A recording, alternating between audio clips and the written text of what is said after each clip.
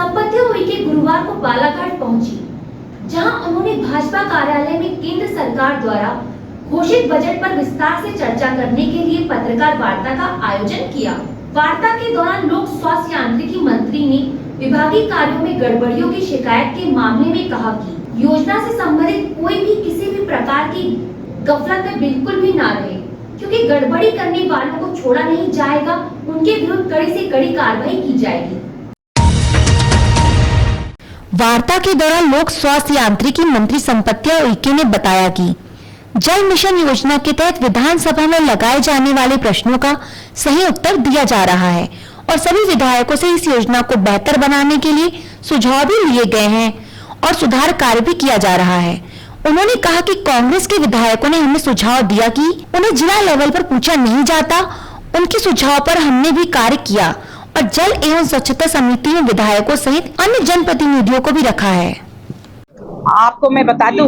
कि महीना में 2 बार मैं समीक्षा करती हूं और खुद जाकर के मैं देखती हूं। जब मैं समीक्षा करती हूं तो अपनी डायरी में पेन डायरी में लिखती हूं और इन लोगों ने क्या कहा मैं किसी के बताए पे नहीं आती। मैं चूंकि सरपंच से लेकर के जिला पंचायत से लेकर के राज्यसभा से लेकर के मैं यहाँ आई हूँ, एक बहुत छोटी कार्यकर्ता भारतीय जनता पार्टी के रह करके मैं यहाँ आई हूँ, तो मैं भौगोलिक स्थिति जाकर के देखती हूँ, तब उसमें मैं विश्वास करके और उन पे कार्रवाई करती हूँ। और आपको बता दूं कि ऐसे अनेक अधिकारियों को मैंने सस्पेंड भी किया है। आप लोगों के नॉलेज में कहीं है तो आप लोग बराबर बताएं, मैं जांच करवाऊंगी। 16 जिले मैं खुद भी गई और आपको पता है कि अभी लोकसभा के चुनाव में 3 महीना अभी आचार संहिता में रहे, फिर भी मैं जाकर के प्रत्यक्ष वहां पे देखती हूँ, दौरा करती हूँ। हमारे सम्मानित जनप्रतिनिधिगण रहते हैं, संबंधित अधिकारी रहते हैं। कोई भी ठेकेदार यदि इस तरीके से गड़बड़ किया है, मैं किसी को नहीं बख्शूंगी, चाहे वो कोई ठेकेदार है, उसकी मैं उचित जांच करवाऊंगी। यदि दोषी पाए जाएंगे तो उसके ऊपर कार्रवाई करूंगी। वार्ता के दौरान कहा कि प्रधानमंत्री नरेंद्र मोदी के तीसरे कार्यकाल में पारित किया गया बजट